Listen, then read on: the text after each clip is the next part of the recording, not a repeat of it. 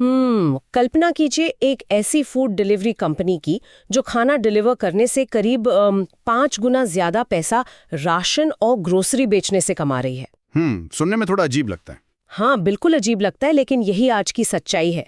तो हमारे सभी श्रोताओं का द डीप डाइव में स्वागत है। आज का हमारा मिशन कोई आम चर्चा नहीं है, बल्कि भारी भरकम वित्तीय डेटा को एक दिलचस्प कहानी में डिकोड करना है। और आज की कहानी तो वाकई में बहुत ही दिलचस्प होने वाली है। एकदम सही कहा आपने। हम बात कर रहे हैं इटर्नल लिमिटेड की, जिसे दुनिया पहले ज़ोमैटो लिमिटेड के नाम से जानती थी।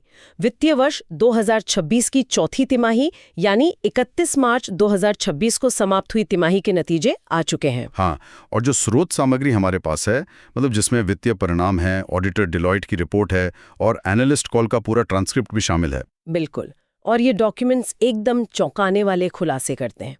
तो चलिए इसे डिकोड करते हैं और सबसे बड़ी खबर से शुरुआत करते हैं।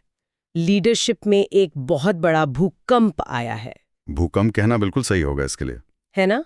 मतलब दीपिंदर गोयल, जो इतने वर्षों से इस कंपनी का चेहरा रहे हैं, उन्होंने सीईओ का पद छोड़ दिया है और अब वाइस चेयरमैन बन गए हैं। और उनकी जगह ली है अलबिंदर सिंह ढींसा ने। इतने बड़े नेतृत्व परिवर्तन के बीच कंपनी जो आंकड़े पेश कर रही है, वे तो बस अभूतपूर्व है। देखिए, अक्सर जब किसी बड़ी टेक कंपनी में ऐसा नेतृत्व परिवर्तन होता है तो बाजार में एक घबराहट या अस्थिरता देखने को मिलती है। निवेशक थोड़ा डर जाते हैं। शेयर प्राइस भी गिरने लगता है कई बार। बिल्कुल, लेकिन इटर्नल लिमिटेड के मामले में ये बदलाव एक सोची समझी रणनीति का हिस्सा लगता है। अलबिंदर ढींसा, जो कि क्विक कॉमर्स विंग को लीड कर रहे थे, अब पूरी कंपनी की कमान संभाल रहे हैं। ये अपने आप में एक बहुत बड़ा संकेत है कि कंपनी का भविष्य किस दिशा में जा रहा है। दिशा पूरी तरह से उन नंबरों में दिखाई दे रही है, क्योंकि नंबर्स कभी झूठ नहीं बोलते। चौथी तिमाही का कुल रेवेन्यू 17,292 करोड़ रुपए तक पहुंच गया है। अरे वाह! हाँ, जरा ध्यान दें, पिछले साल इसी तिमाही में ये मात्र 5,833 करोड़ था। और अगर पूरे वित्तीय वर्ष 2026 की बात की जाए तो कुल रेवेन्यू 54,364 करोड़ रुपए रहा है। ये तो एक बहुत ही बड़ा जंप है। बिल्कुल। और चौथी तिमाही का शुद्ध मुनाफा यानी नेट प्रॉफिट 174 करोड़ रुपए रहा है। लेकिन असली कहानी इन नंबरों के अंदर है, अलग अलग सेगमेंट्स के परफॉर्मेंस में छुपी है। हाँ, सेगमेंट्स का ये डेटा पूरी कहानी को एकदम पलट कर रख देता है। एकदम, जैसे क्विक कॉमर्स यानी ब्लिंकिट वाला सेगमेंट, उसने तो बाकी सभी चीजों को पूरी तरह से पीछे छोड़ दिया है। इस तिमाही में सिर्फ क्विक कॉमर्स का रेवेन्यू 13,232 करोड़ रहा। 13,000 करोड़ सिर्फ क्विक कॉमर्स से। हाँ, वहीं जो इस कंपनी की मूल पहचान थी, पारंपरिक इंडिया फूड डिलीवरी, उसका रेवेन्यू सिर्फ 2,737 करोड़ रहा। इसके अलावा हाइपर प्योर, जो उनका B2B सेगमेंट है, उसने 978 करोड़ और गोइंग आउट सेगमेंट ने 277 करोड़ कमाए। यहाँ सबसे आकर्षक बात यह है कि एक सेकंड, मैं बस ये कहना चाह रही थी कि यहाँ एक बहुत दिलचस्प बात उभर कर आती है। फूड डिलीवरी हमेशा से इस कंपनी की मूल पहचान रही है, लेकिन आज क्विक कॉमर्स के इस विशाल पहाड़ के सामने फूड डिलीवरी बहुत छोटी लग रही है। बहुत ही छोटी। तो क्या इनर्टल अब मुख्य रूप से एक फूड डिलीवरी कंपनी रह गई है? नेक्स्ट किस कंपनी का ब्रेकडाउन देखना चाहते हो, कमेंट में बताओ। का सजेशन नेक्स्ट वीडियो बन सकता है, कमेंट जरूर करना। ये बदलाव तो ऐसा है जैसे उड़ते हुए विमान का इंजन 10,000 फीट की ऊंचाई पर पूरी तरह से बदल दिया जाए। हाँ, ये एक बहुत ही सटीक तुलना है। और इस बदलाव का तकनीकी कारण हमें उनकी ऑडिटर रिपोर्ट के नोट नंबर 8 में मिलता है। देखिए, ये सिर्फ एक व्यापारिक विस्तार नहीं है। अच्छा, तो क्या है? ये अकाउंटिंग और बिजनेस मॉडल में एक बहुत बड़ा स्ट्रक्चरल शिफ्ट है। कंपनी पहले एक मार्केटप्लेस मॉडल पर काम करती थी, वे केवल खरीदार और रेस्टोरेंट को मिलाते थे और बीच में अपना कमीशन लेते थे। लेकिन हाल ही में उन्होंने अपने क्विक कॉमर्स सेगमेंट को इन्वेंट्री लेड मॉडल में बदल दिया है। मुझे यहाँ थोड़ा संदेह है, ये इन्वेंट्री लेड मॉडल में बदलने का असली मतलब क्या है? क्या ये केवल एक अकाउंटिंग ट्रिक है ताकि रेवेन्यू को बस कागजों पे बहुत बड़ा दिखाया जा सके? नहीं, ये कोई ट्रिक नहीं है। ये व्यापार का बुनियादी ढांचा बदलना है। इसे ऐसे समझना चाहिए, मार्केट प्लेस मॉडल में अगर 100 रुपए का सामान बिकता है और कंपनी का कमीशन 20 रुपए है, तो वे सिर्फ 20 रुपए ही अपने रेवेन्यू के रूप में दिखाते हैं। ठीक है। लेकिन इन्वेंट्री लेड मॉडल का मतलब है कि अब वो सिर्फ कमीशन नहीं ले रहे हैं, वे खुद सामान खरीद रहे हैं, अपनी इन्वेंट्री या गोदाम में रख रहे हैं और फिर उसे सीधे ग्राहकों को बेच रहे हैं। ओह, तो मतलब अब जब कोई ग्राहक कुछ मंगवाता है तो पूरे 100 रुपए कंपनी के रेवेन्यू के रूप में दर्ज किए जाते हैं। यही मुख्य कारण है कि क्विक कॉमर्स का रेवेन्यू अचानक 13,000 करोड़ के आंकड़े को छू गया है। अब समझी मैं। हाँ, लेकिन इसमें वित्तीय जोखिम भी बढ़ जाता है, क्योंकि अब बिना बिका हुआ सामान सीधा कंपनी का नुकसान होगा। कंपनी की पहचान अब सिर्फ एक फूड डिलीवरी ऐप की नहीं है, बल्कि ये एक फुल स्केल रिटेल और लॉजिस्टिक्स पावर हाउस बन चुकी है। तो इसका मतलब ये हुआ कि रेवेन्यू का ये जो विस्फोट है वो केवल मांग बढ़ने से नहीं बल्कि व्यापार के काम करने के तरीके के बदलने से आया है। बिल्कुल सही। अब जब कोई कंपनी 54,000 करोड़ का सालाना रेवेन्यू छू रही हो और इतनी तेज गति से भाग रही हो, तो अगला स्वाभाविक सवाल यही उठता है कि क्या वे इस रफ्तार को कायम रख पाएंगे? ये तो हर निवेशक सोच रहा होगा, है ना। अर्निंग्स कॉल में नए सीईओ अलबिंदर ढींसा और सीएफओ अक्षंत गोयल ने भविष्य का जो नजरिया यानी गाइडेंस दिया है वो बेहद आक्रामक है। जी हाँ। मैनेजमेंट ने स्पष्ट रूप से कहा है कि वित्तीय वर्ष 2029 तक वे $1 बिलियन के एबिटा का समग्र लक्ष्य लेकर चल रहे हैं। पर रुकिए, आगे बढ़ने से पहले ये $1 बिलियन का एबिटा सुनने में बहुत भारी लगता है। जो श्रोता अकाउंटेंट नहीं है उनके लिए समझना जरूरी है कि मैनेजमेंट शुद्ध मुनाफे की जगह एबिटा का गुणगान क्यों कर रहा है। ये एक बहुत ही महत्वपूर्ण सवाल है। देखिए, एबिटा का मतलब है earnings before interest, taxes, depreciation and amortisation. आसान भाषा में कहूं तो ये कंपनी की कोर ऑपरेशन से होने वाली असली कमाई है, जिसमें से अभी टैक्स, कर्ज का ब्याज या संपत्तियों की घिसावट को नहीं घटाया गया है। अच्छा, तो ये सिर्फ मुख्य बिजनेस की कमाई है। बिल्कुल। टेक कंपनियों और निवेशकों को एबिटा इसलिए पसंद है क्योंकि ये बताता है कि कंपनी का मुख्य बिजनेस, मतलब जैसे डिलीवरी और ग्रोसरी बेचना, वो कितना सक्षम है, बिना इस बात से प्रभावित हुए कि उनके टैक्स स्ट्रक्चर या पुराने कर्ज कैसे हैं। समझ गई। तो $1 बिलियन का ऑपरेटिंग मुनाफा ये साबित करेगा कि ये मशीन अपने दम पर बहुत सारा कैश पैदा कर सकती है। और इस मशीन को तेज चलाने के लिए, क्विक कॉमर्स के लिए, तो उन्होंने अगले 3 वर्षों में 60% CAGR यानी कंपाउंड एनुअल ग्रोथ रेट का टारगेट दिया है। लगातार 3 साल तक हर साल 60% की वृद्धि हासिल करना एक बेहद चुनौतीपूर्ण लक्ष्य है। बहुत ज्यादा चुनौतीपूर्ण है। अगर आपको ऐसे डीप डाइव एनालिसिस पसंद है तो चैनल फॉलो करना मत भूलना। और ऑपरेशनल अपडेट्स की बात करें तो मार्च 2026 तक 3,000 डार्क स्टोर्स खोलने का उनका लक्ष्य बिल्कुल समय पर चल रहा है। यहाँ 3,000 डार्क स्टोर्स का मतलब समझना जरूरी है। डार्क स्टोर्स वो मिनी वेयर हाउसेस होते हैं जो शहर के हर कोने में छुपे होते हैं, जहां से 10 मिनट की डिलीवरी संभव हो पाती है, जो हम अपने मोहल्ले के आसपास देखते हैं अक्सर। हाँ, वही।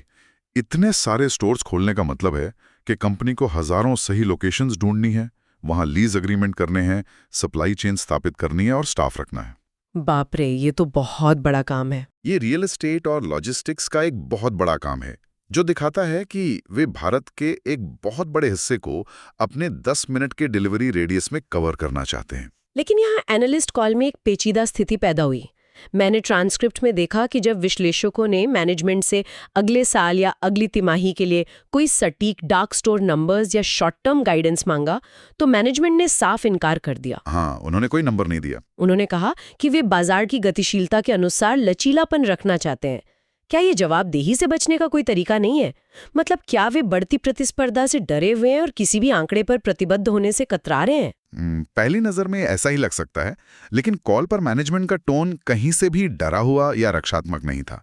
अलबिंदर ढींसा ने स्पष्ट किया कि प्रतिस्पर्धा बेशक बहुत कड़ी है, लेकिन उनकी कस्टमर एक्विजिशन कॉस्ट यानी CAC मतलब नए ग्राहक को लाने का खर्च। बिल्कुल, एक नए ग्राहक को अपने प्लेटफॉर्म पर लाने की मार्केटिंग लागत, वो भी उनके लिए बेहद कम है। और ऐसा क्यों है? अचानक से लागत कैसे कम हो गई? क्योंकि मौजूदा समय में उनके कई प्रतिस्पर्धी अपने मार्केटिंग खर्चों में कटौती कर रहे हैं ताकि वे अपना मुनाफा सुधार सकें। ओह, तो बाकी लोग पीछे हट रहे हैं। हाँ, और इस मौके का फायदा उठाते हुए इटर्नल अपनी मार्केटिंग पर खर्च कम नहीं कर रहा। CFO अक्षंत गोयल ने बताया कि वे समान मार्केटिंग बजट में कहीं अधिक नए ग्राहक जोड़ पा रहे हैं। ये तो बहुत स्मार्ट मूव है। इसलिए शॉर्ट टर्म लक्ष्य न देने का कारण डर नहीं है, बल्कि ये एक रणनीतिक आजादी है। वे किसी एक नंबर से बंधना नहीं चाहते। मतलब अगर मौका मिला तो वो तेजी से आगे बढ़ेंगे। बिल्कुल। अगर कल उन्हें किसी नए टियर 2 शहर में अचानक विस्तार करने का बहुत अच्छा मौका मिले तो वे विश्लेषकों की परवाह किए बिना वहां भारी निवेश कर सकें। उनका फोकस सिर्फ अंधाधुंध विस्तार पर नहीं बल्कि क्वालिटी ग्रोथ पर है। पहलू पर आते हैं, मतलब उनकी प्राइसिंग रणनीति। कॉल में बताया गया कि फूड डिलीवरी के ऑर्डर्स में 15% की सालाना वृद्धि हुई है, लेकिन इसके साथ ही कंपनी ने हाल ही में अपने ऐप पर हर ऑर्डर के लिए प्लेटफॉर्म फीस बढ़ा दी है। हाँ, और इस प्लेटफॉर्म फीस को बढ़ाने के पीछे जो गणित है वो पारंपरिक बिजनेस के नियमों से बहुत अलग है। सच में, जब कॉल पर पूछा गया कि कंपनी भोजन को किफायती बनाने की बात करती है लेकिन दूसरी तरफ प्लेटफॉर्म फीस भी बढ़ा रही है, तो मैनेजमेंट ने जो खुलासा किया वो थोड़ा हैरान करने वाला था। क्या कहा उन्होंने? उन्होंने कहा कि इस बढ़ी हुई प्लेटफॉर्म फीस से जो अतिरिक्त रेवेन्यू आ रहा है उसका इस्तेमाल वो मूल्य संवेदनशील ग्राहकों और नए इलाकों में टारगेटेड डिस्काउंट देने के लिए कर रहे हैं। अच्छा, मतलब वे सभी ग्राहकों से बढ़ी हुई प्लेटफॉर्म फीस ले रहे हैं जिसमें रोजाना ऑर्डर करने वाले वफादार ग्राहक भी शामिल हैं, ताकि वे इस पैसे का इस्तेमाल करके सिर्फ कुछ चुनिंदा नए ग्राहकों को सस्ते में सामान दे सकें। ये तो बिल्कुल एक रॉबिनहुड मॉडल है। रॉबिनहुड मॉडल, बिल्कुल सही शब्द चुना आपने, है ना? अमीरों या पुराने ग्राहकों से पैसा लो और नए ग्राहकों को लुभाने के लिए बांट दो। लेकिन क्या इसकी कोई टूटने की सीमा नहीं है? अगर प्लेटफॉर्म फीस लगातार बढ़ती रही तो क्या पुराने ग्राहक नाराज होकर किसी दूसरे ऐप पर नहीं चले जाएंगे? देखिए, ये एक बहुत ही तार्किक चिंता है। अर्थशास्त्र में इसे क्रॉस सब्सिडाइजेशन कहा जाता है। Cross subsidisation, okay. लेकिन कंपनी ये भली भांति जानती है कि उनके जो प्रीमियम या वफादार ग्राहक हैं वो सुविधा के बहुत आदी हो चुके हैं। वे उस सुविधा शुल्क के रूप में 4 या 5 रुपए अतिरिक्त देने को तैयार हैं, क्योंकि दूसरे ऐप पर जाने का जो स्विचिंग कॉस्ट है या जो परेशानी है वो उन्हें बड़ी लगती है। हाँ, आदत पड़ गई है ना सबको। बिल्कुल। और इसी व्यवहार का लाभ उठाकर कंपनी उन बाजारों में निवेश कर रही है जहां ग्राहक सिर्फ कीमत देखकर खरीदारी करते हैं। लेकिन अगर अब तक का एनालिसिस यूजफुल लग रहा है तो एक क्विक लाइक कर देना। लेकिन अगर मार्जिन कम होता है तो क्या निवेशक चिंतित नहीं होंगे? यहीं पर अक्षंत गोयल ने कॉल के दौरान एक बहुत गहरी बात कही। उन्होंने कहा कि वे प्रतिशत मार्जिन की चिंता नहीं कर रहे हैं। उनका पूरा फोकस एब्सोल्यूट डॉलर प्रॉफिट यानी कुल मुनाफे को अधिकतम करने पर है। तो इस प्रतिशत बनाम एब्सोल्यूट प्रॉफिट वाले सिद्धांत को थोड़ा सरल करके समझते हैं। ठीक है, मान लीजिए किसी व्यापारी के पास 100 रुपए का बिजनेस है और वो उस पर 5% मार्जिन कमाता है, तो उसका कुल मुनाफा हुआ 5 रुपए। 5 रुपए। लेकिन अगर वो व्यापारी अपने मार्जिन को घटाकर 3% कर दे, जिससे उसका सामान सस्ता हो जाए और बिजनेस का आकार बढ़कर 1000 रुपए हो जाए, तो उसका कुल मुनाफा 30 रुपए हो जाता है। ओह, तो मार्जिन कम हुआ लेकिन मुनाफा बढ़ गया। बिल्कुल, प्रतिशत के हिसाब से मार्जिन जरूर कम हुआ 5 से 3%, लेकिन हाथ में आने वाला एब्सोल्यूट डॉलर प्रॉफिट 5 रुपए से 30 रुपए हो गया, मतलब कई गुना बढ़ गया। कंपनी ठीक यही कर रही है। समझ गए। इसके अलावा उन्होंने गर्मियों के मौसम की सीजनलिटी का भी जिक्र किया, जहां जून तिमाही में ठंडे पेय और आइसक्रीम की मांग के कारण मुनाफे में और भी तेज उछाल की उम्मीद है। वे मार्जिन प्रतिशत को स्थिर रखकर या थोड़ा कम करके भी बड़े पैमाने पर ग्रोथ ला रहे हैं। ये एब्सोल्यूट प्रॉफिट वाला नजरिया वाकई में बहुत चतुर है। अब तक बात हुई ग्रोथ, रेवेन्यू और मुनाफे की, लेकिन इन भारी डिस्काउंट्स, 3000 डार्क स्टोर्स और क्रॉस सब्सिडाइजेशन के लिए बहुत सारा कैश चाहिए। हाँ, कैश बर्न तो होता ही है। तो ये पैसा आ कहां से रहा है? इसके लिए हमें वहां देखना होगा जहां आमतौर पर कोई देखना पसंद नहीं करता, मतलब बैलेंस शीट, कॉर्पोरेट रीस्ट्रक्चरिंग और छिपे हुए जोखिम। देखिए, किसी भी कंपनी के स्वास्थ्य और भविष्य की असली कहानी उसकी बैलेंस शीट और निवेश निर्णयों में ही लिखी होती है। और इनकी बैलेंस शीट में काफी उथल-पुथल है। सबसे पहले एक एसेट ट्रांसफर एग्रीमेंट हुआ है। कंपनी ने अपने डिस्ट्रिक्ट प्लेटफॉर्म के टेक स्टैक को 24.19 करोड़ रुपए में अपनी ही एक पूर्ण स्वामित्व वाली सब्सिडियरी, जिसका नाम वेस्टलैंड एंटरटेनमेंट प्राइवेट लिमिटेड है, उसको ट्रांसफर कर दिया है। WEPL। हाँ, बताया गया है कि ये संगठनात्मक दक्षता बढ़ाने के लिए किया गया है।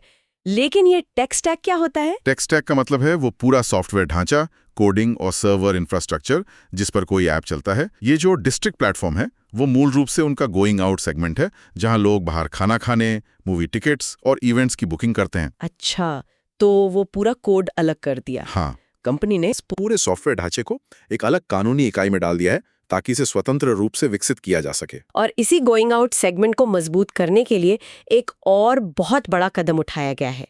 कंपनी ने 2014 करोड़ रुपए की भारी भरकम रकम चुकाकर वेस्टलैंड एंटरटेनमेंट और OTPL का अधिग्रहण पूरा कर लिया है, जो पहले 197 कम्युनिकेशंस का हिस्सा थे। बिल्कुल, ये एक बहुत बड़ी डील थी। अब मेरा सवाल यह है कि एक 10 मिनट डिलीवरी ऐप को सिनेमा की टिकटें बेचने की क्या जरूरत है? मतलब इसका फूड या ग्रोसरी से क्या लेना देना? ये टेक की दुनिया की सबसे बड़ी रणनीति है। इसे सुपर ऐप फ्लाईव्हील इफेक्ट कहा जाता है। Super app flywheel? हाँ। कंपनी जानती है कि किसी भी नए ग्राहक को ऐप तक लाना बहुत महंगा होता है, लेकिन अगर एक ही ऐप के इकोसिस्टम में food delivery, grocery, movie ticket और कॉन्सर्ट पास सब कुछ मिलने लगे तो ग्राहक कभी ऐप से बाहर नहीं जाएगा। मतलब एक ही जगह सब कुछ। बिल्कुल। अगर कोई व्यक्ति वीकेंड के लिए मूवी टिकट बुक करता है तो बहुत संभावना है कि वो उसी ऐप से थिएटर जाने के लिए कैब बुक करे या रात में वापस आकर खाना भी वहीं से ऑर्डर करे। ये तो बहुत ही स्मार्ट है। इससे कंपनी की समग्र कस्टमर एक्विजिशन कॉस्ट भारी मात्रा में कम हो जाती है। ये 2014 करोड़ का निवेश सिर्फ टिकट बेचने के लिए नहीं, बल्कि ग्राहक की पूरी दिनचर्या पर कब्जा करने के लिए है। ये एक बहुत ही आक्रामक विस्तार है और इसे फंड करने के लिए कंपनी पैसों के ढेर पर बैठी है।